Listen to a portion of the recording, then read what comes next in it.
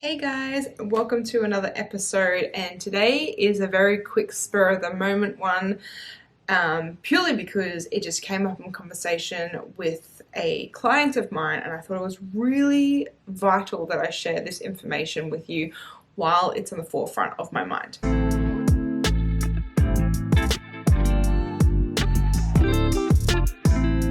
Life purpose. So many people currently are banging on like, I don't know what my purpose is. I don't know what I'm meant to be doing with my life. I have no idea what it is. Like, something is just not really fulfilling me, da da da da da da. And they just don't know where to start when it comes to their purpose and their mission and all those things. And I wanted to kind of make it a little bit clearer for you.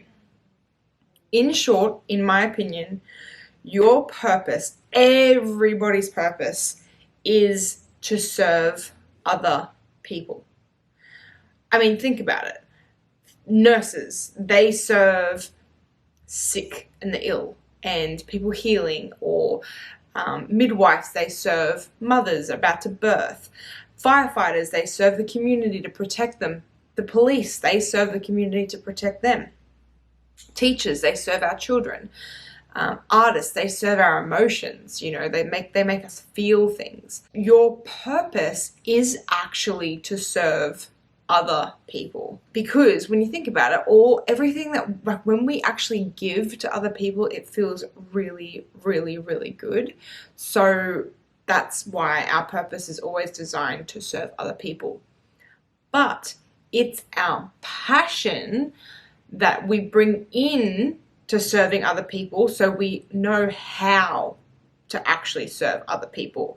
So you might have a big, deep passions for the environment. So ways that you could serve your purpose and your passion is to create a product that is environmentally friendly.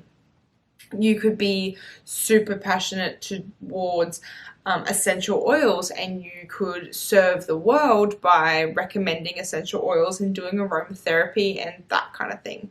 You might have a passion in human nature and human behavior and, like, understanding the human brain, and that's why you become a psychologist, because you learn all about these things you're super passionate about, and then you incorporate it into your career. It's actually that simple. And some people get really short because they're like, I have all these passions that I don't know which one.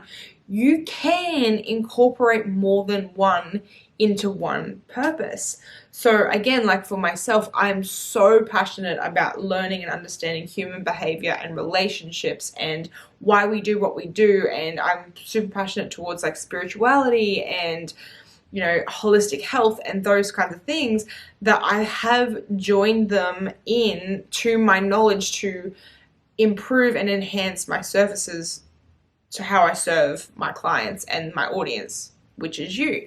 Because these are things that I'm passionate about, and these are things that I take time out to actually pay attention to and learn and that kind of thing. If you feel like you have no idea on where to even start, especially when it comes to your passions, because you're like, I don't really know if I have any passions that I could even make, a career out of. It doesn't have to be a business, by the way. You don't actually have to go into a business on your own. It could be for a bigger company that you are very aligned with and love. But you can answer these kinds of questions. So how do you like to help people? Are you someone like when they post on Facebook, oh my God, like I'm having a really hard time with my baby, can you give me any advice? And you immediately feel like you have to answer because you feel like you've got a lot of knowledge in that field. Maybe if someone asks that question, you don't even answer it because you just don't feel passionate about that. You might see someone in the street that looks like they're struggling and you go up and help them. You may have friends that have just started a business and you're getting really excited and you have like all these ideas for them. You could do this and you could do this and you could do this. Maybe you're the person that goes towards the animals before the people at a party. Just really asking yourself, like, how do you like to help people? Another question you can ask yourself is, if you were to go to a library to learn new things, what books would you look for? What category would you go to? Would you go to like the food and the recipes? Would you go to parenting? Would you go to astrology? Would you go to art? Where would you go in a library? And if you don't know, go to a library. Go grab yourself a coffee, grab yourself a tea or a bottle of water, and go to the library and just start to see what kind of books you pull out and you read and you pay attention to. Another question you can ask yourself are, what are the topics that come up in conversation that you just simply can't shut up about? And even sometimes maybe your friends are just like, dude, shut up, you're just talking under wet cement. Because that happens to me. I could be sitting there just in my own little world and someone would be like, oh, I don't even understand why humans do that. You know, I think it's really weird, and I just couldn't even understand their perspective, and I'd just go, light bulb, and I just want to listen and be like, what about this, and what about this, and, you know, I go on a tangent, especially when people complain about their relationships. It takes so much of me to just sit still and be like, you could be doing this, because I'm so passionate about it. So ask yourself, what are the topics, and if you don't know, ask your friends, like, is there topics that come up and I just can't shut up about? Because they're the things you're passionate about, and you could, in this day and age, we have so much under our fingertips that we could be creating into something that we can sell or we could do for a business. You know, you might be super passionate about the environment. You can create a $5, $10, $15 ebook to help people, you know, do better for the planet, and just like a step-by-step process. There's just so many different things out there that you can actually monetize and serve other people. And like I said, you don't have to do one thing, you can combine it. But the one thing I would recommend is stick to one thing, like one sole thing first, until you feel like you've got that in place and it's a great foundation to create money for you, so you can spend more time on bigger things. So as an example for myself, I am super passionate and focused on my Freedom University program, which helps design your life to make you feel free. I'm focusing on that. So when I actually feel like that's creating a beautiful foundation financially for myself, I have more time to then go and invest in a non-for-profit to help women and men in really hard domestic situations that can help them get out of that. You know, that's something really passionate for me. I would love to own a retreat where people can go to, like, literally re-kick their whole body into gear, where they go and do silent meditation, like a silent retreat, or go see a naturopath and go get a big detox, and, you know, a place where they can really learn about their health. Like, I would love that. I would love to be able to do that, and I will. But I know right now, if I try and do all those things, I'm not going to get one thing done. So I'm focusing on what I'm working on right now. So in the future, I have this to back me, so then I can go and do those things. Does that make sense? Like, that's if you have big goals. This isn't for everybody, but it's just for the people. Because if you're anything like me, you're an all or nothing kind of person, which I do attract a lot of those people. So, you know, it's just that reminder of, like, stick to one thing, get that really working for you. So then when you feel comfortable, you can add more things that you want to do in your life. And always have a list. You know, when I have ideas, I'm like, oh my God, that would be an amazing idea. I'm going to put that in my list. I can't do it right now.